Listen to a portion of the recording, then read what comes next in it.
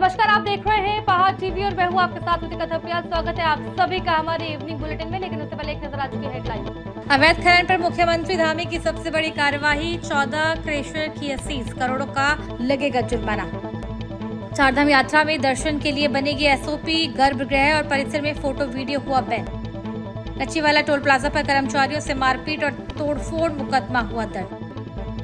आगामी चारधाम यात्रा 2026 को लेकर प्रशासन ने बड़ा फैसला लिया है। इसके तहत चारधाम यात्रा 2026 के लिए नई एसओपी मानक संचालन प्रक्रिया तैयार की जा रही है, जिसके तहत बद्रीनाथ धाम और केदारनाथ धाम के मंदिर परिसर और गर्भगृह में फोटोग्राफी और वीडियोग्राफी पर पूरी तरह प्रतिबंध रहेगा। बद्री केदार मंदिर समिति के अनुसार वीआईपी श्रद्धालुओं को भी गर्भगृह में मोबाइल ले जाने की अनुमति नहीं होगी। मंदिर परिसर में लगभग 50-60 मीटर की दूरी तक फोटो और वीडियो पर रोक रहेगी। साथ ही बता दें कि चारधाम यात्रा की शुरुआत 19 अप्रैल 2026 से होगी, जिसमें 22 अप्रैल को केदारनाथ और 23 अप्रैल को बद्रीनाथ धाम के कपाट खुलेंगे। अब तक 6 लाख से अधिक श्रद्धालु पंजीकरण करा चुके हैं। मंदिर समिति का कहना है कि ये फैसला श्रद्धालुओं को सुगम दर्शन कराने और मंदिरों की धार्मिक मर्यादा बनाए रखने के लिए लिया गया है, क्योंकि अक्सर लोग दर्शन के बाद रील और वीडियो बनाने लगते हैं, जिससे व्यवस्था प्रभावित होती है।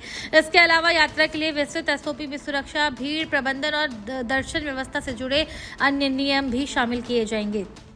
अवैध खनन को लेकर धामी सरकार लगातार एक्शन मोड में है। मुख्यमंत्री पुष्कर सिंह धामी के निर्देश पर भूतत्व और खनिकर्म विभाग ने अवैध खनन और भंडारण के खिलाफ बड़ी कार्रवाई करते हुए हरिद्वार और लक्सर क्षेत्र में संचालित 14 स्टोन क्रशरों को सीज कर दिया है। इन इकाइयों पर प्रथम दृष्टया करीब 10 करोड़ रुपए से अधिक का जुर्माना लगाए जाने की प्रक्रिया शुरू कर दी गई है। प्रशासन की इस कार्रवाई से क्षेत्र में अवैध खनन गतिविधियों में संलिप्त लोगों में हड़कंप मचा हुआ है। जानकारी के अनुसार तहसील लक्सर और हरिद्वार क्षेत्र में स्टोन क्रशरों द्वारा अवैध खनन और भंडारण की लगातार शिकायतें मिल रही थी। शिकायतों को गंभीरता से लेते हुए मुख्यमंत्री पुष्कर सिंह धामी ने तत्काल कार्रवाई के निर्देश दिए थे। अभियान के दौरान तहसील लक्सर के ग्राम फतवा, महतौली, मुजफ्फरपुर, गुजरा, नेहंदपुर और जवाहर खान, झिवरहेड़ी और हरिद्वार तहसील के ग्राम बाड़ी टीपी में स्थापित स्टोन क्रशरों पर छापेमारी की गई। छापेमारी के दौरान 14 स्टोन क्रशरों में गंभीर अनियमितताएं पाई गई। सभी संबंधित क्रशरों की पैमाइश कर मौके पर ही सीज कर दिया गया है। साथ ही इकाइयों का ई-रवन्ना पोर्टल अस्थायी रूप से निलंबित कर दिया गया है। डोईवाला से लच्छीवाला टोल प्लाजा पर उस वक्त हड़कंप मच गया जब 2 लग्जरी वाहनों में सवार लोगों ने टोल कर्मचारियों के साथ गाली गलौज, मारपीट और तोड़फोड़ की। टोल प्लाजा के सहायक प्रबंधक मनीष नेगी की शिकायत पर पुलिस ने कुणाल सहगल के खिलाफ नामजद और अन्य अज्ञात के खिलाफ प्राथमिकी दर्ज की है। जानकारी के अनुसार मंगलवार दोपहर करीब 2 बजे 10 से 12 लोग टोल प्लाजा पहुंचे और लाइन नंबर 2 पर तैनात महिला कर्मी के साथ अभद्र व्यवहार करने लगे। जब कर्मचारियों ने स्थिति संभालने की कोशिश की तो आरोपियों ने उन पर हमला कर दिया। आरोप है कि हमलावरों ने बेल्ट से कर्मचारियों की पिटाई की, मोबाइल फोन छीन लिया और घटना के वीडियो जबरन डिलीट कर दिए। पुलिस के अनुसार मामले की जांच जारी है और आरोपियों की पहचान कर उनकी गिरफ्तारी के प्रयास किए जा रहे हैं। नैनीताल पहुंचे मुख्य सचिव आनंद बर्धन ने अधिकारियों के साथ कैचीधाम में चल रहे कार पार्किंग और बाईपास निर्माण कार्यों का स्थलीय निरीक्षण किया। उन्होंने निर्देश दिए कि 15 जून को लगने वाले मेले से पहले बाईपास का निर्माण कार्य हर हाल में पूरा किया जाए। निरीक्षण के दौरान उन्होंने माल रोड नैनीताल में हो रहे भूधसाव रोकथाम कार्यों का भी जायजा लिया और गुणवत्ता के साथ समय पर कार्य पूरे करने के निर्देश दिए। मुख्य सचिव ने भवाली रतिघाट बाईपास को पर्यटन सीजन से पहले चालू करने के निर्देश देते हुए कहा कि जब तक स्थायी पुल तैयार नहीं होता तब तक वैकल्पिक व्यवस्था कर यातायात सुचारू रखा जाए। उन्होंने कहा कि कैंचीधाम में लगातार बढ़ती श्रद्धालुओं की संख्या को देखते हुए यातायात और पार्किंग की बेहतर व्यवस्था जरूरी है, ताकि जाम की समस्या से निजात मिल सके। हरिद्वार के बहादुराबाद थाना क्षेत्र में पुलिस ने सघन चेकिंग अभियान के दौरान एक आरोपी को अवैध असलाह के साथ गिरफ्तार किया है।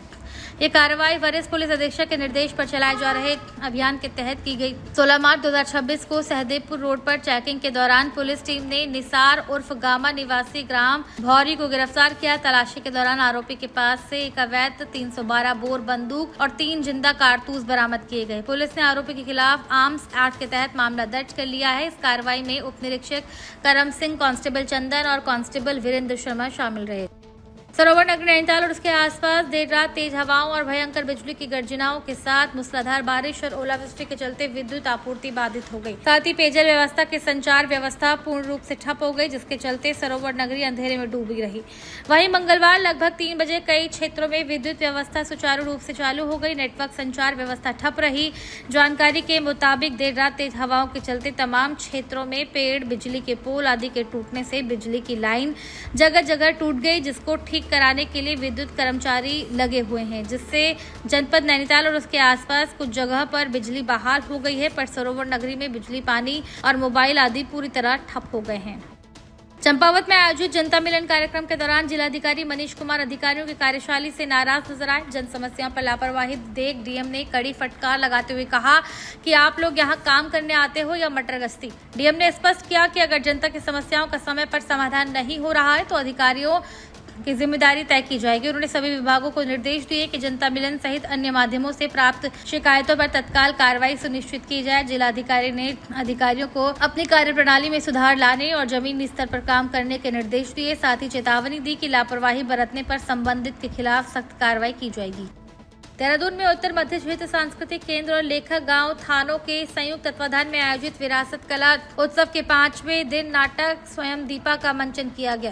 कार्यक्रम का शुभारंभ मुख्य अतिथि मनोज कुमार झा ने दीप प्रज्वलन कर किया। निर्देशक अरविंद सिंह चंद्रवंशी के निर्देश में प्रस्तुत इस नाटक ने पौराणिक प्रेम गाथा के माध्यम से प्रेम, त्याग और पुनर्जन्म की गहरी भावनाओं को जीवंत किया। लेखिका माधुरी सुबोध की रचना स्वयं दीपा में देवयानी और कच्छ की कहानी को मंच पर प्रभावशाली ढंग से प्रस्तुत किया गया, जिसने दर्शकों को अंत तक बांधे रखा। कार्यक्रम का संचालन शिवम ढोंडियाल ने किया और इस अवसर पर शिक्षा, साहित्य और संस्कृति जगत से जुड़े कई लोग उपस्थित रहे। का रहने वाला हूं मैं और अभिनेता और निर्देशक हूं थिएटर में। और आज हमारा प्ले था विरासत कला उत्सव में सांस्कृतिक कार्यक्रम के अंतर्गत जो सांस्कृतिक कार्यक्रम चल रहा है उसमें हमारा नाटक था स्वयं दीपा। उसमें मैंने कच्छ की भूमिका निभाई थी, जो कि एक पौराणिक कथा पर आधारित है और बहुत बेहतरीन अनुभव रहा। आप दर्शक कह लीजिए, स्टेज कह लीजिए, यहाँ की मैनेजमेंट कह लीजिए, टीम कह लीजिए, और निशंक सर का बहुत बहुत आभारी हूँ जिन्होंने इतना सहयोग दिया है हम जैसे कलाकारों का, जो ऐसे जिन्होंने हमें ऐसा मंच प्रदान किया है ताकि हम अपने अंदर की जो कला है, वो चाहे थिएटर हो, गायन हो, या फिर ऐसी कितनी सारी शैलियाँ हैं डांस की, उन सबको मौका मिलता है स्टेज पर आकर परफॉर्म करने का। तो बहुत बहुत धन्यवाद निशंक सर का और विरासत कला उत्सव का। और आर्टिस्ट मैं यहाँ विरासत कला उत्सव में हम लोगों ने प्रस्तुति की, हमें बहुत अच्छा लगा। मुझे यहाँ का एनवायरनमेंट बहुत अच्छा लगा। लेखक गाँव बहुत अच्छा है, यहाँ के लोग बहुत लवेबल है, बहुत रिस्पेक्टफुल हैं, बहुत अच्छे से ट्रीट करते हैं। यहाँ पे सब कुछ अच्छा है। यहाँ का ऑडिटोरियम इतना अच्छा था, यहाँ की ऑडियंस इतनी अच्छी थी। मुझे परफॉर्मेंस करके मुझे बहुत अच्छा लगा। एक आर्टिस्ट के लिए इससे ज़्यादा बेहतर क्या हो सकता है कि जब वो एक अपनी प्रस्तुति पेश करे और उसको रिस्पांस अच्छा मिल जाए, लोगों को पसंद आ जाए, तो मेरे लिए तो बहुत बड़ी बात है।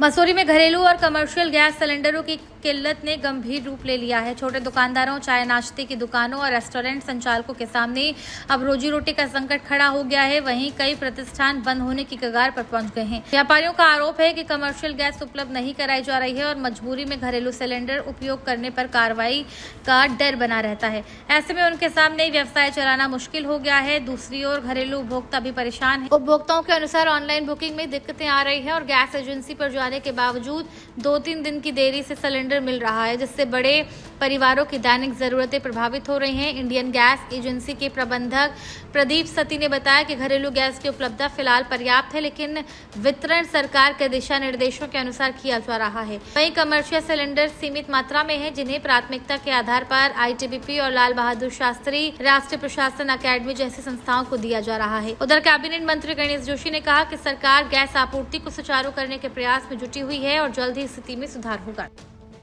हमारे पास चाहे 1 दिन में 2 दिन में 1 आध गाड़ियां तो आ ही रही हैं और थोड़ा कॉमर्शियल में दिक्कत है, क्योंकि अभी जो हमें इंडियन ऑयल से जो निर्देश मिले हैं वो हॉस्पिटल, कॉलेज, हमारे जो भी शैक्षिक संस्थान हैं उन्हीं के लिए अभी हमारे पास कॉमर्शियल जो सिलेंडर हैं देने के लिए कहा गया है। आगे अब जो भी निर्देश होंगे जैसे ही आएंगे तो देखिए भाई साहब, होम डिलीवरी के लिए तो होम डिलीवरी तो हम कर ही रहे हैं। पर डे हमारी गाड़ियां जा रही हैं लेकिन जो दूर दराज से जो लोग आ रहे हैं, जो रोस्टर वाले हैं, थोड़ा उनसे परेशानी हो रही है, वो भीड़ कर रहे हैं। फिर अभी प्रशासन द्वारा हमें गोदाम से सिलेंडर देने के लिए मना कर दिया गया है। इस चक्कर में भी थोड़ा लोग परेशान हो रहे हैं कि क्या पता गोदाम बंद हो गया है, सिलेंडर नहीं है। तो हाँ, तो बहुत ज़्यादा दिक्कत आ रही है, क्योंकि क्या हो रहा है कि मतलब गैस अवेलेबल ही नहीं है, और जो मतलब पर्चियाँ वहाँ से कट रही है, वो लोग इंतजार करे जा रहे हैं, कह रहे हैं कि पहले ये कह रहे हैं TAC लेके आओ, ये ले आओ, उसके आने के बाद भी लोग वेट ही कर रहे हैं। हार्ड जग मार के जब लोगों के घरों में गैस खत्म हो जा रही है, तो वो स्कूटर उठा के खुद आ रहे हैं यहाँ पे, और उनका आधा दिन पूरा खत्म हो रहा है। और मतलब लोग आजकल इसी चक्कर में लगे हुए, ना उनका काम है ना धंधा है। और मतलब ग्राउंड लेवल पे तो कुछ हमने सारे अभी विजिट किए हैं, जितने भी जगह है जहाँ पे गैस अवेलेबल है, लेकिन वहाँ पे ग्राउंड लेवल पे इतना कुछ नहीं है जितना कि सब क्लेम कर रहे हैं। सरकार से युद्ध लंबा खचरा है। हालांकि अभी आपने देखा होगा कि 2 हमारी शिप को आने की परमिशन मिली है, और जैसा कि मैंने गैस अथॉरिटी के अधिकारी से बातचीत की है, कल तक कमर्शियल सिलेंडर भी की सप्लाई शुरू हो जाएगी और जनता को राहत मिलेगी। तो क्या छोटे से कमर्शियल सिलेंडर मसूरी भी मिलने लगेंगे क्या? देखिए, हमारे उसमें अगर आपने देखा होगा न्यूज़ में, तो उसमें देहरादून प्रायोरिटी पे है, क्योंकि देहरादून में सारे टूरिस्ट प्लेसेस हैं, तो निश्चित ही मसूरी देहरादून में ही आता है। और यहाँ के डोईवाला के राजीव नगर आंगनबाड़ी केंद्र में बाल विकास विभाग द्वारा अजीम प्रेमजी फाउंडेशन के सहयोग से बाल मेले का आयोजन किया गया। कार्यक्रम में बच्चों के सर्वांगीण विकास को लेकर विभिन्न गतिविधियां और विचार विमर्श आयोजित किए गए, और इस दौरान सेक्टर सुपरवाइजर माधुरी वादिनी तिवारी ने बच्चों के मानसिक, शारीरिक और बौद्धिक विकास के महत्व पर प्रकाश डालते हुए कहा कि प्रारंभिक अवस्था में सही मार्गदर्शन और पोषण बच्चों के उज्जवल भविष्य की नींव रखते हैं। वहीं आंगनबाड़ी कार्यकर्त्री सीमा देवी ने आंगनबाड़ी केंद्रों की भूमिका को अहम बताते हुए कहा कि यहाँ बच्चों को पोषण, शिक्षा, संस्कार एक साथ मिलते हैं। कार्यक्रम में करीब 40 बच्चों ने भाग लिया, जहाँ खेलकूद, शैक्षिक और सांस्कृतिक गतिविधियों का आयोजन किया गया है कि ये जो बाल मेला है, ये आंगनवाड़ी केंद्र राजीव नगर फतेहगंज के द्वारा लगाया गया है। इसमें जो है अजीम जी फाउंडेशन का जो है एक महत्वपूर्ण भूमिका निभाते हैं वो लोग। वो हमें समय समय पर प्रशिक्षण करते हैं कि बच्चों के साथ हम कैसे उनके विकास के लिए, संपूर्ण विकास के लिए हम क्या क्या कर सकते हैं। और इसी क्रम में ही ये बाल मेला हमारा आयोजित हुआ है कि बच्चों को हम आंगनवाड़ी केंद्र में कैसे उनके संपूर्ण विकास के लिए कार्य कर रहे हैं। तो उन्हीं विकास की एक झलकियाँ दिखाने के लिए हम लोगों ने बाल मेले का आयोजन किया है। डोईवाला ब्लॉक में सुपरवाइजर बाल विकास से सुपरवाइजर के पद पर कार्यरत हूँ। और जैसे कि आपने पूछा कि इसका उद्देश्य क्या है, तो ये एक बाल मेला है। अजीम प्रेम जी फाउंडेशन और बाल विकास दोनों के मिश्रित आयोजन है ये। और हमारी जो आंगनवाड़ी वर्कर है और जो यहाँ की जनता है, इन सभी के साथ नन्हे मुन्ने बच्चों के विकास के लिए इनके जो हमारे अभिभावक हैं, जो अन्य अभिभावक हैं, जो आंगनबाड़ी में आते हैं बच्चे, उन बच्चों का विकास तो हो ही रहा है, लेकिन जो अन्य लोग जो इससे जुड़े नहीं हैं, जिनको इसकी जानकारी नहीं है कि बाल विकास के अंदर कितनी सेवाएं होती हैं, हमको कितना लाभ बाल विकास दे रहा है, उन सभी लोगों को जागृत करने के लिए हमने ये बाल मेला आयोजन।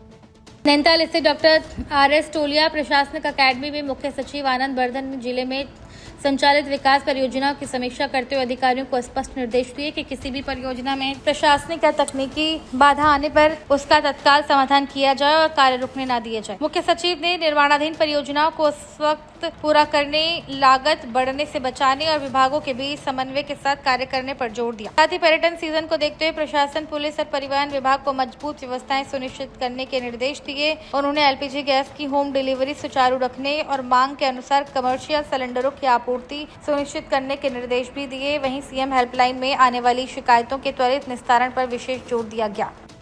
सितारगंज में राष्ट्रीय मधुमक्खी और शहद मिशन योजना के तहत उद्यान और खाद्य विभाग द्वारा 7 दिवसीय मौन पालन मधुमक्खी पालन प्रशिक्षण कार्यक्रम का शुभारंभ किया गया। कार्यक्रम राजकीय मौन पालन केंद्र में आयोजित हुआ, जिसमें पहले आओ पहले पाओ के आधार पर 25 किसानों को प्रशिक्षण दिया जा रहा है। प्रशिक्षण के दौरान किसानों को मधुमक्खी पालन के महत्व, इसकी प्रजातियां, लाभ और पारंपरिक और आधुनिक तरीकों के बारे में जानकारी दी गई। मधु विकास निरीक्षक गुंजीता भट्ट ने कहा कि शहद केवल मिठास ही नहीं देता, बल्कि इससे लाखों की आमदनी भी संभव है। उन्होंने बताया कि मधुमक्खी पालन किसानों के लिए आय बढ़ाने का सशक्त माध्यम बन सकता है। कार्यक्रम का शुभारंभ मुख्य उद्यान अधिकारी सतीश कुमार शर्मा ने दीप प्रज्वलन कर किया। पर्यवेक्षक कुंजिता भट्ट। मैं आज यहाँ पर विकासखंड सितारगंज जनपद गोमती नगर के उपस्थित हुई हूँ मौन पालन प्रशिक्षण कार्यक्रम देने के लिए, जो हमारा राष्ट्रीय मधुमक्खी पालन और शहद मिशन योजना अंतर्गत राजकीय मौन पालन केंद्र द्वारा आयोजित किया जा रहा है।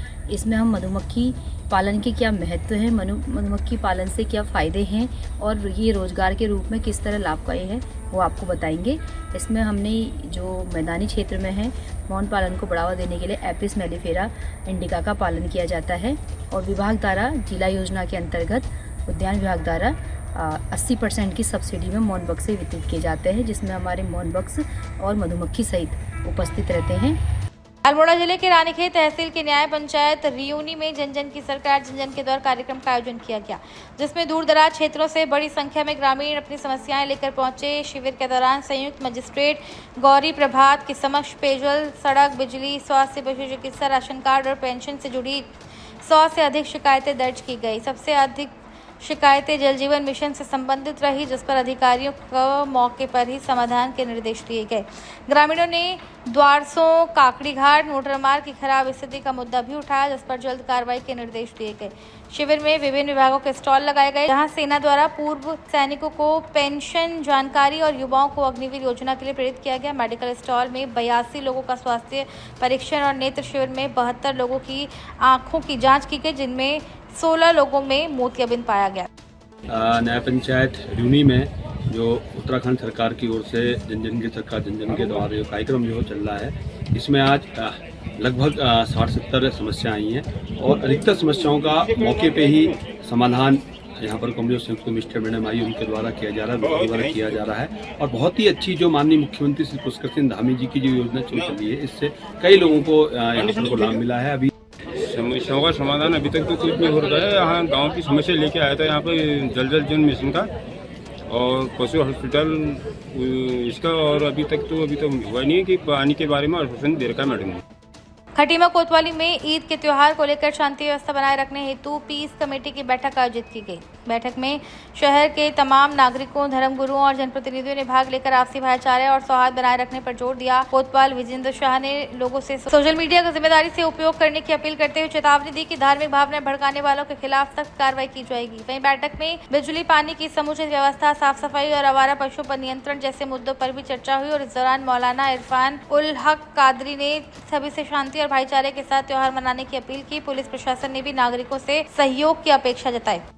ये आगामी दिनों में हमारे खटीमा क्षेत्र में ईद का त्यौहार मनाया जाएगा। इसके दृष्टिगत मेरे द्वारा आज यहाँ पर हमारे खटीमा क्षेत्र के संभ्रांत नागरिकों की जो है बैठक ली गई है, जिसमें हमारे द्वारा जो आगामी ईद है इसके के दौरान जो सुरक्षा व्यवस्था है उसको लेकर चर्चा की गई है और इनके द्वारा हमें बताया गया कि जो है जिन स्थानों पर जो है नमाज की जाएगी उन स्थानों पर जो है हमारे द्वारा पुलिस का जो है उसका प्रबंध किया जाएगा। साथ ही जो है कुछ और विभागों से संबंधित जो है बातें भी इस बैठक में इनके द्वारा बताई गई, जैसे बिजली की, पानी की और सफाई की।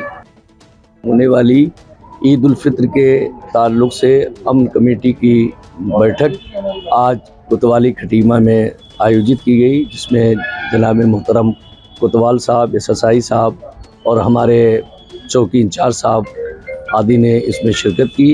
पानी, बिजली और साफ़ सफाई के मुद्दे हम लोगों ने रखे, जिसे कोतवाल साहब ने बहुत पॉजिटिव लेके SDM साहब से बात की और पहले से भी इन सब चीज़ों का ख्याल रखा जाता रहा है।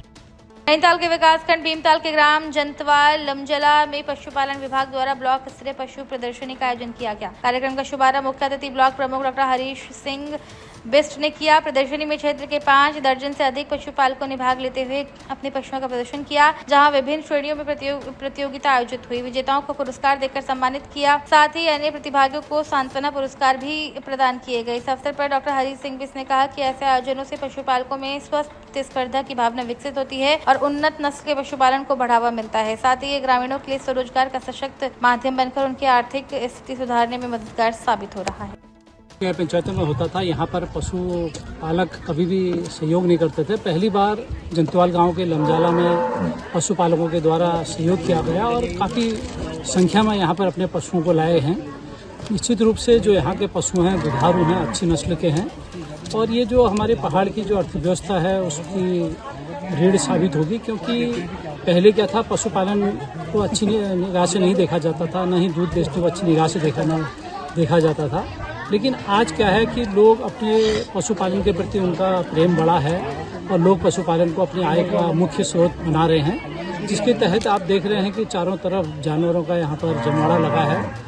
और सबसे अच्छी बात यह है कि आज एक चैंपियन गाय चुनी गई और बाकी जो गायें थी, प्रथम द्वितीय तृतीय गाय या भैंस या अन्य जानवरों का प्रथम द्वितीय तृतीय, ये एक पुरस्कार नहीं, ये उनका मनोवैज्ञानिक दबाव उन पर है कि किस प्रकार से वो अपना आर्थिकी बढ़ाने के लिए पशुपालन पे आगे के लिए काम करें। बुलेटिन में केवल इतना ही। बने रहिए हमारे साथ, देखते रहिए पहाड़।